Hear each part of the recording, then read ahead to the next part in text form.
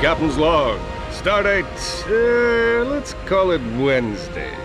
Released from public service, former President Quark decided to retake the mantle of righteousness, to serve as the people's perennial protector, to defend the galaxy with the vigor of a true hero. And the galaxy? Well, the galaxy has never been so boring. This is just sad. He lost the election like 3 months ago. Don't you think it's time for an intervention? I believe Captain Quark is having a difficult time adjusting to life in the private sector. Computer, find me something to shoot! Sorry, dude, we got nada on the radar. Have an awesome day, though. Pardon me, Captain. It appears there are rogue cleaner bots in the docking bay. Would you like to...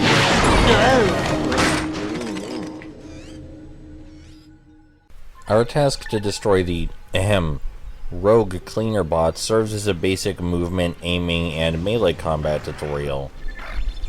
It's a little bit simple, so it probably won't help if you've never played this type of game before, but it's considerate and quick, and it gets the idea across. It's also a good opportunity to stretch out our jet boots, which we can use to move around quickly. Hey, Captain. We're receiving an encrypted transmission. Please report to the bridge pronto.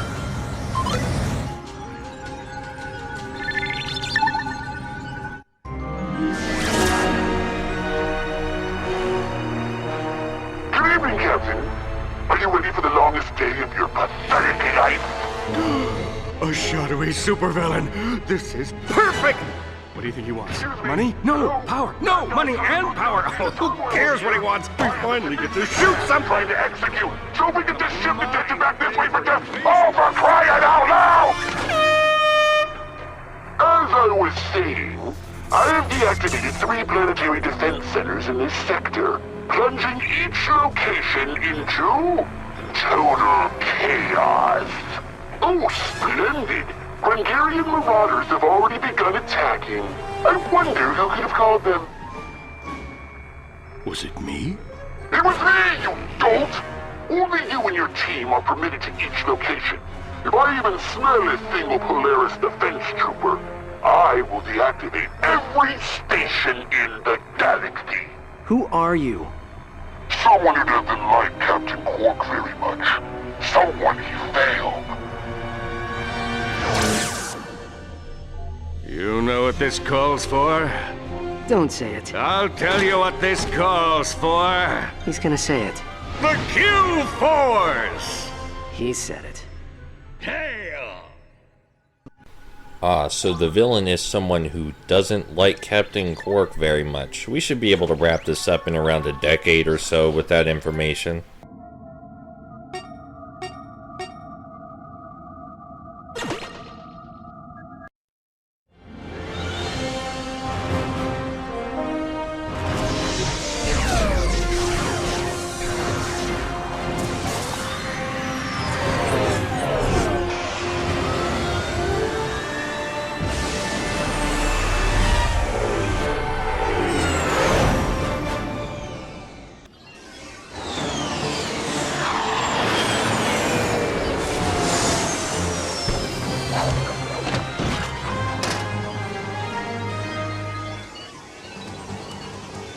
Q-Force base identified.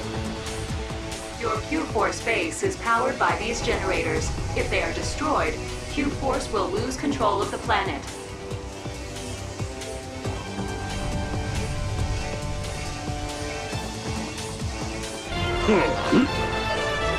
Yeah. Cool, so welcome to the first level. And the reason that people don't really like Full Frontal Assault is that it has tower defense elements. But I think those people are kinda silly, because calling this game a tower defense game isn't accurate. It's not even a little bit accurate. Most of the game is platforming, exploring, and shooting, and the tower defense elements only come into play after you've adequately explored and shot stuff. We buy upgrades for our base's defenses using bolts, and we have to explore to get bolts. It's that simple. So for most of the game, instead of standing here in the base waiting for enemies to come to us, we're going to be running around exploring the open worlds. And sure, the open worlds aren't huge or anything like that, but they're well laid out, so they're fun to explore in spite of them being small. Which I think is what matters most. Right now we're just doing a basic tutorial on how the turrets work. Normally, enemies do not spawn inside our base. They land on the outside and make their way in. And here the game is already introducing another reason for us to explore, that being the weapon pods, which are scattered all over the map. And when we activate one, we can get additional bolts by timing the minigame properly, such as this. And we'll also get a weapon. Normally we get a choice of weapon, but this time we just get the combustor. The combustor is as straightforward a weapon as you could ask for. It fires straight, it fires fast. It's basically like the dual Vipers from Ratchet Deadlocked, except there's only one of them. So there you go. All of the stats are also transparently visible whenever you grab a weapon, and you'll see the stats again whenever a weapon levels up, which it does by shooting things. It's all very intuitive, and I can't see anyone being bothered or confused by the basic mechanics in any way. Even the tower defense mechanics are pretty intuitive. You just find a place where a weapon goes, you put it there, and it stops enemies from progressing. Some weapons are better than others. You get the better weapons by getting more bolts by exploring. It has the same great Ratchet Clank platforming and Ratchet Clank third-person shooting, just with new exploration and tower defense mechanics. So I think it's a reasonable expansion on the Ratchet Clank formula. The core goal of each level, or each planet I should say, is to follow the red power cables to the planetary defense centers and overtake them so we can reactivate them. But really, the red cables just show me where to go last. I want to go to the main goal last. I want to explore the level first. Really, the exploring is most of the fun for me, if we're going to be honest. It would still be fun if I couldn't explore, but the exploring is the most fun part for me by far. It helps that you can move around the map so quickly using the charge boots. Just makes it so much easier to get from place to place. The minimap is also incredibly comprehensive and helpful, in addition to being easy to understand. These tiny enemies wearing football helmets with maces on their heads can easily destroy them using melee attacks or a wrench if we want to. The bigger enemies with helmets, we're best using our guns on those guys. But if one of them happens to be close and it's just one of them, then yeah, we can take them out with corpse punches, why not? Here's our second weapon pod, probably the first one you're likely to run into outside the tutorial. And let's see what choice we get here. We get a choice of 3 weapons, and we're going to want the Pyro Blaster. It's your basic flamethrower type weapon, good for taking out waves of small enemies really quickly, very satisfying to use. Because it is a flamethrower, it has a constant rate of fire, and that means no small or weak enemies are going to get through your wall of flame. But it's too weak to penetrate most larger enemies. So we're going to be using it a lot on these small guys. Melee attacks will do, but this is faster. You can still use the Pyro Blaster on mid-size enemies just fine, but if you really want to fight a large amount of them, you're best just returning to the base to get ammo, or the nearest weapon dispenser to get ammo. We'll also find enemies on the side paths like this while we explore. And we do want to explore, as previously mentioned, because there's a lot of extra platforming and goodies if we explore. Such as up here.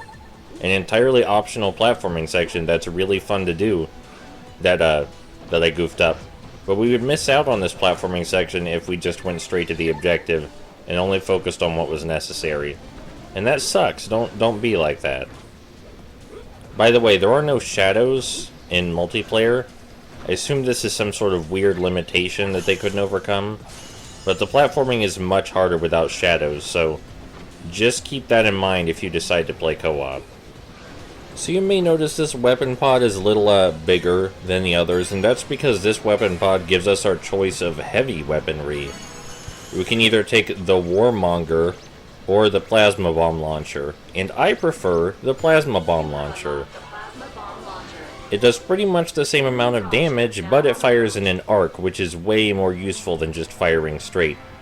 Besides, we can get Warmonger turrets if we have enough bolts. So we can make our turrets do the warmongering for us. In addition to turrets, we can also set mines to impede the enemy, though mines are obviously a more short-term solution. We want to focus on long-term defenses, but mines will be necessary sometimes. We teleported straight back to the base, which we can do at certain areas. Unfortunately, we're going to have to take these guys head-on. We're really close to the base, and there's very few of them, so there's no reason not to just use our Pyroblaster and conserve some ammo. There are 2 lanes the enemies can come down, and you can see where the enemies are relative to each lane on that little icon over by the bolts. For example, there are some enemies coming down the right lane right now, which is over here. And we can purchase some adequate defenses for this lane right now. We can buy a turret and a mine. That's not a lot, but it's enough to hold them back for a bit in case we're out exploring. Nothing too tough. The multiple lane mechanic is a lot easier if you have a co-op partner, but I think playing it in single player is more fun, because that way it's more hectic switching between lanes. We can see a larger group of enemies is coming down the left lane now, so we want to get there quickly. Moving around the map is so quick and easy thanks to the infinite charge boots. It feels really fun and frantic. You know, I said a larger group of enemies, but it was just this one dude. You can see which type of enemy is coming down the lane, though, which is helpful. So the Q-Force base is defended from that wave of enemies. The enemies do come in waves. And in between waves is the best time to explore. Captain Quark will constantly remind us whenever we walk near a red cable that the red cable does in fact lead to the main objective, just in case you might have forgotten that somehow. But we're not going to spend too much time near the red cable. We're going to be spending a lot of time nowhere near the red cable at all, and instead platforming around to get more bolts and collectibles. Because like I said, that's where the fun is. Now, exploring the levels may be more fun in multiplayer, at the sacrifice of the game being less hectic. But there's also something really satisfying about playing through the entire game just as Captain Quark. Because when else can you do that? I just think it's always fun to look at an area on a minimap, wonder what's over there, go over there and be like, oh sweet, more shit to shoot, and also more bolts to collect. It helps that the planets look nice. The first planet, granted, doesn't look as good as many of the other ones. I love this right here, though, this tube. It gives us a nice view of a lot of the rest of the level. Nice balcony to see how fucked it is down there. It's pretty fucked down there. Spoilers. There's a lot of fuckery going on down there. Thankfully, with our newfound sniping position, we can take out many of the enemies without actually going down there, because we bothered to explore. And our reward is a scenic view, and some cheatery. All is fair in love and war, though. The Combustor is actually not a great weapon to snipe with. The best weapon to snipe with we have yet to obtain, but I'll tell you when we get it. Anyway, here's another weapon pod. And unfortunately, time does not freeze while we use the weapon pod. So we got hit in the ass. Alright, now while that guy's doing his idle animation, hopefully we can just open the weapon pod undisturbed. Alright, let's grab the cryo shot, which is the weapon we use for sniping. It is incredibly powerful against organic enemies. Kills them very quickly in addition to freezing them in their tracks, literally. It may not seem all that great now, but when we level it up adequately, it will become our best friend in taking out mid-sized enemies. Anyway, we have quite a large amount of bolts now thanks to our exploring, so we can definitely afford to upgrade our defenses more, which we should do. I make an effort to use as many of the weapons as possible, not just because, you know, I want to show them off, but because they're incredibly fun to use and make the game easier if you use them all adequately. Right now I'm just using the plasma bomb launcher in large groups of enemies because we don't have anything better to use it on yet, and it's really fun to watch the explosions. The plasma bomb launcher will spontaneously get more useful toward the end of this stage when we do actually go after the main objectives, but for now, we can just use it for whatever we want, and if we ever need ammo refills, we can just return to the Q-Force base, where there are a ton of ammo crates. I got confused at which lane the enemies were coming down there for a moment, but that's entirely my fault. The display is incredibly clear on which lane enemies are coming down. If it seems a little too easy to defend our base right now, this is the first level. It's basically a tutorial level. That's not to say there isn't some challenge to be had, and the exploring is still fun, but you're probably not going to sweat too much over losing your generators, is what I'm saying. It's not particularly it's not particularly easy to lose in this game. In fact, one might say I have never lost in this game at all. But I really don't think that's a problem, because it's fun to shoot shit, and I like exploring. I'm just gonna keep saying that for the whole Let's Play. It's really fun to shoot shit with all the weapons, and I like exploring. And this game has both of those. Now, if this game were more linear, I might want more of a challenge, you know? We're gonna hop over to this key node, which is one of the main objectives, and take out some of the enemies here. Now, the enemies surrounding these main objectives, or key nodes as they're known, are generally tougher than the enemies you just find out and about in the wild. Which makes sense, these are supposed to be heavily fortified after all.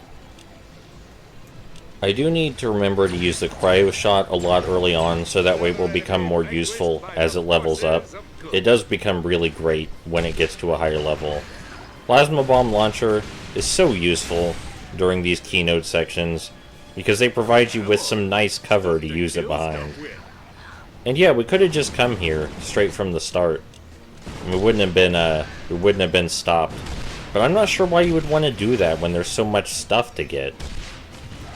Yes, there is a giant red cable showing you where the main objectives are, but if you look at the minimap, there are other things besides the main objective. And I don't think the game should you know, be expected to force the player to explore. I think the promise of roaming around in a Ratchet & Clank style game and finding more bolts to upgrade your defenses is plenty incentive to explore without being forced to do it. Okay, so now that we activated this key node, we can directly confront the Planetary Defense Center. And after we activate the Planetary Defense Center, we will return to our base. And from there, we will have to defend our base from one final wave of enemies before the level is over. But first, we're going to upgrade our defenses, because I know that that's coming. I know we're going to have to defend our base from one big wave of enemies later. There's so much ammo back at the base. Just remember, if you ever need more ammo, there's so much back at the base. It's ridiculous. You have no excuse for running out of ammo unless you're just that negligent. I mean, you can run out of ammo for individual weapons, and sure, you can get caught up in the moment, get a little too aggressive, but just don't forget to retreat back to the base, because there's ammo back there for you. I love these little pads. They're like inviting me to do stuff. Like, hey, come over here, there's shit over here. And I'm like, okay, cool. Sure I will. It's a lone turret enemy, as opposed to the mini turret enemies that were defending the key node. And here's our final weapon pod that we're going to get for this level, if I'm not mistaken. I don't know, I hope you're seeing, by me playing the game, that it's not even a little bit shitty. Not even a little bit. It's an incredibly well put together game with really fun design. Our last weapon for this level is the Doppelbanger, and we're going to be using the Doppelbanger a lot. I don't see many people using the Doppelbanger, which I consider a shame, because I love the Doppelbanger. So yeah, if you make use of the variety of weapons and actually bother to explore the level, the game kicks ass. It's really fun, and it only gets better as it goes on, and the game introduces more defenses for you to use, more weapons for you to use, more enemies to fight, and better levels to explore. You know, Ratchet Deadlocked is a really good game.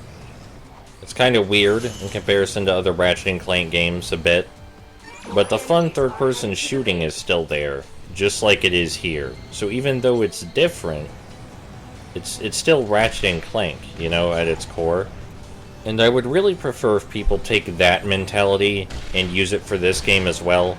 I know being sensible about changes to a long-running game franchise is not the fun thing to do. Okay, I learned that after playing Prince of Persia 2008. I understand it's way more fun to be outraged that there are changes happening to something you love. But consider, maybe there's a reason those changes are happening. Like, maybe the Ratchet & Clank series was running on an incredibly simple combat system that was quickly becoming outdated, and they clearly explored it to its maximum potential and were running out of ideas, so they decided to branch out and try new things. You know, I'm just saying maybe that has something to do with it, because they weren't held down and forced to make Full Frontal Assault and All for One. Full Frontal Assault and All for One came from ideas they had based on other Ratchet & Clank games that they wanted to explore. And, you know, there are so many traditional Ratchet & Clank style games. There are so many. There's like 7 of them.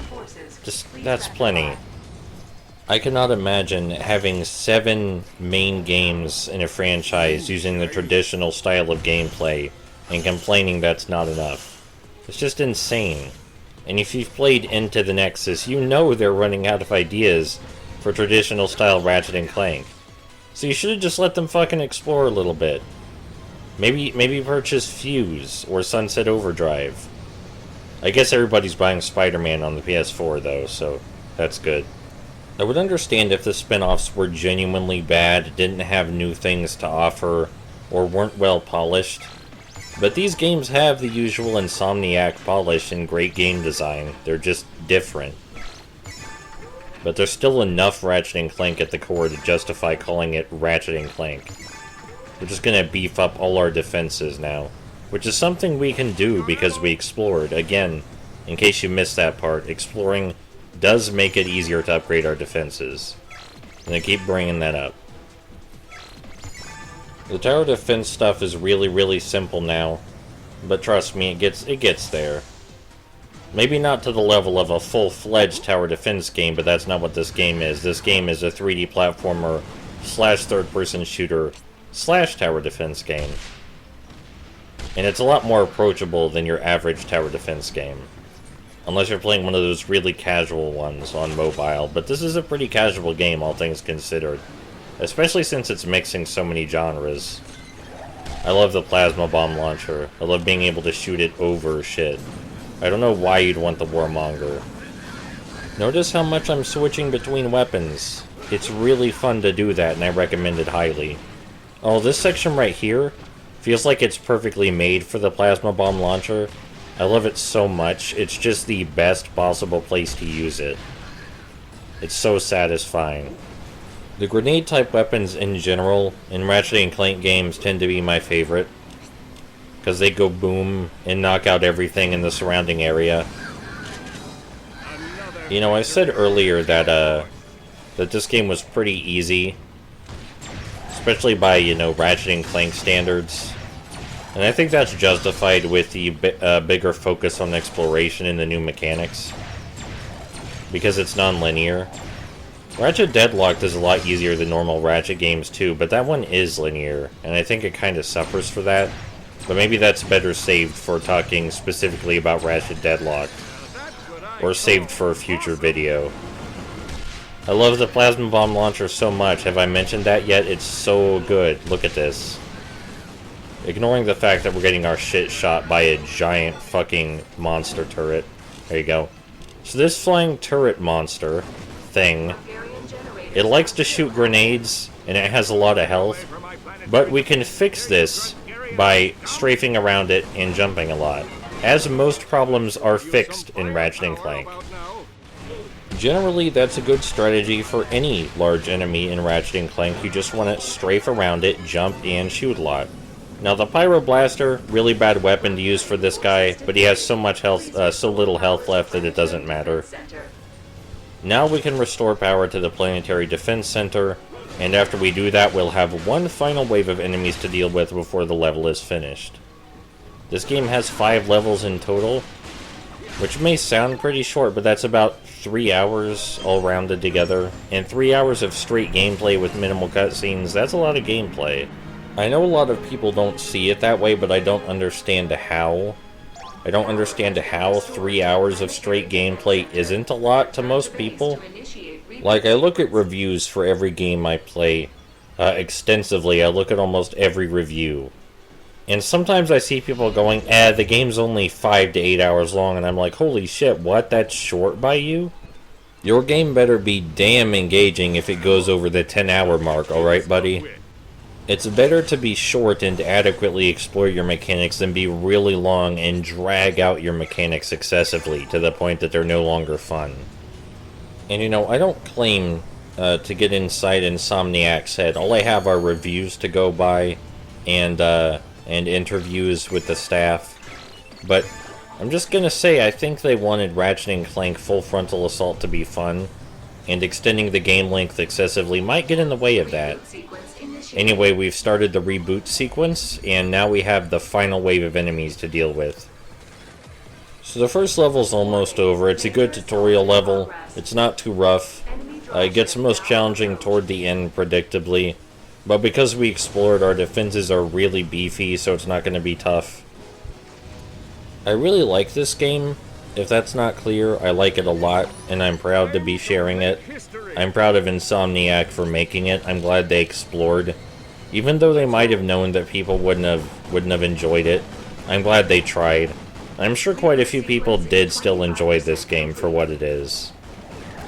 I really hate looking at reviews sometimes, because even though it offers a lot of insight into how people thought about these games when they came out, I also have to look at the scores, and I fucking hate scores on video games, on movies, on any kind of art, because nobody uses the same metric. Sure, they all use the same numbers, but somebody else's 3 out of 10 is somebody else's 7 out of 10. It's so useless to put numbers on things. Just use your fucking words, dude. Use your words to describe how you feel about the game. Because that's what I'm interested in. I'm not interested in whether you think it's shit, okay? That doesn't interest me. I don't know who you are. I don't give a shit about you. I'm interested in why you think it's shit. And sometimes I'm interested in why you don't think it's shit, because I like having new perspectives on things. I like challenging my perspective by finding other perspectives. But numbers aren't going to help me do that. A downside to seeking out reviews for everything I play is that I've already heard a lot of the criticisms people have, so hearing them again and again is a little tiresome. Unless they're just really valid criticisms. You know, sometimes there are really valid criticisms, and you just have to acknowledge that about games, you know? You can't be like, no, you're wrong about some things. Some things are just valid criticisms, and you have to accept that. You know, nothing is perfect. I can't think of anything particularly wrong with Ratchet & Clank Full Frontal Assault at the moment, but that doesn't mean it's perfect. I'm sure it's not. Most of the criticisms toward Full Frontal Assault just don't make any sense to me.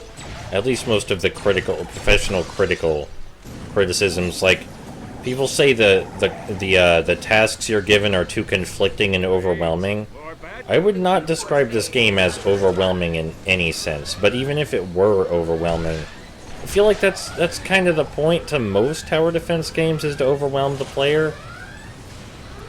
So complaining about being overwhelmed by tower defense mechanics just feels incredibly strange to me. Like, I don't get that.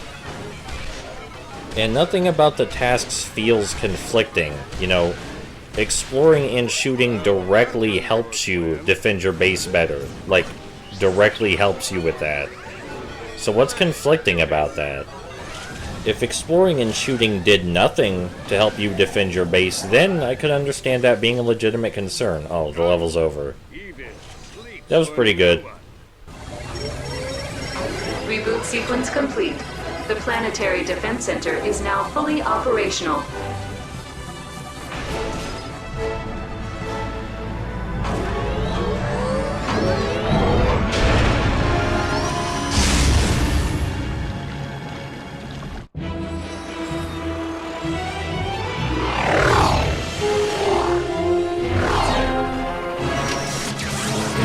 Captain Quark, I see reassembled your pathetic Q-Force. It's amazing that anyone would ever align themselves with you after all your treachery. Now wait a minute. Quark may be a little rough around the edges, but at least he's not hiding behind a mask. Well, I guess he is hiding behind a mask, but he's not afraid of the universe knowing who he is. Oh, LOL. I'm not afraid.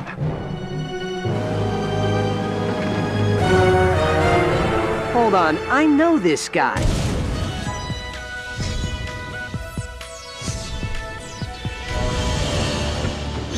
Stuart Sergo? He used to be captain of the Captain Quark Cadet Club.